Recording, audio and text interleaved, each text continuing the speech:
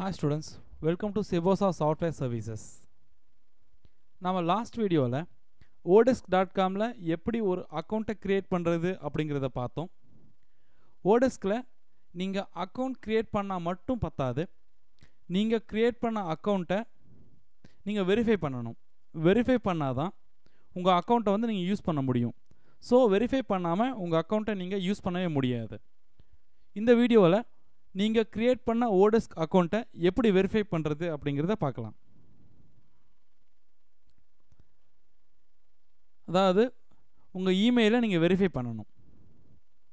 kprsallin1@gmail.com இந்த mail ஐடியை use பண்ணி நான் odesk.comல ஒரு அக்கௌண்ட் கிரியேட் பண்ணியிருந்தேன் லாஸ்ட் வீடியோவில். ஸோ இந்த மெயில் ஐடிக்கு ஓடெஸ்க்லேருந்து ஒரு மெயில் வந்திருக்கு. ஓடெஸ்க் நோட்டிஃபிகேஷன் அப்படின்னு சொல்லி ஒரு மெயில் வந்திருக்கு. Please verify your email address. அப்போ இந்த மெயிலை ஓப்பன் பண்ணுங்கள். ஓப்பன் பண்ணும்போது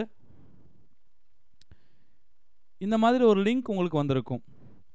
www.odesk.com/signup/verify-email+/token அப்படின்னு வந்திருக்கும்.